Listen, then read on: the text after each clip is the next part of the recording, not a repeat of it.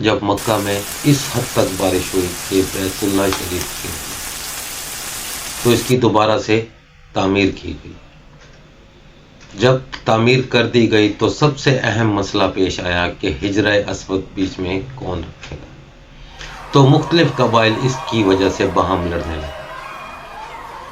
تو ان میں سے ایک بزرگ نے کہا کہ اب کے بعد جو شخص بیت اللہ میں انٹر ہوگا یا داخل ہوگا، ہم اسی سے یہ حجر اسود نصب کروائیں گے۔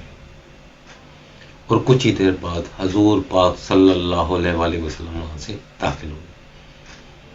حضور پاک صلی اللہ علیہ وآلہ وسلم نے ایک چادر لی اور تمام قبیلوں سے کہا کہ اس چادر کو پکڑ لو، اور وہ حجرہ اسود اس چادر کے اندر رکھ دیا۔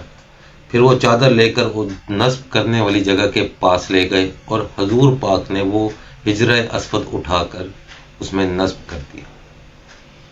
یہ معاملہ اس بات کی واضح دلیل اور مہر ہے کہ اللہ تعالیٰ کے ہاں کوئی تکے یا اتفاق نہیں ہوا کرتے۔ اللہ تعالیٰ کی ذات نے مبارک پتھر مبارک جگہ پہ نصب کروانا تھا، تو اس کے لیے مبارک ہاتھوں کا بھی ہونا بہت ضروری تھا، اور اس کے لیے حضور پاک صلی اللہ علیہ وآلہ وسلم سے بہتر چوائس کوئی نہیں ہو سکتی تھی۔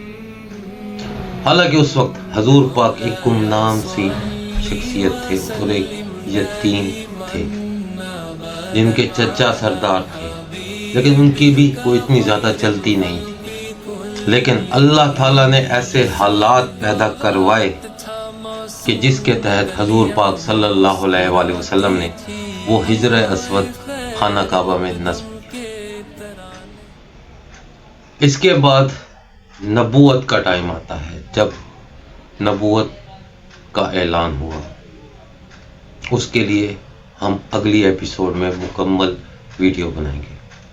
تب تک ہمارے ساتھ جڑے رہیے گا اور ان ویڈیوز کو دیکھا کریں، اور سبسکرائب، لائک اور شیئر لازمی کیا کریں۔ آپ کا بہت بہت شکریہ۔ جزاک اللہ خیر۔ السلام علیکم ورحمۃ اللہ وبرکاتہ۔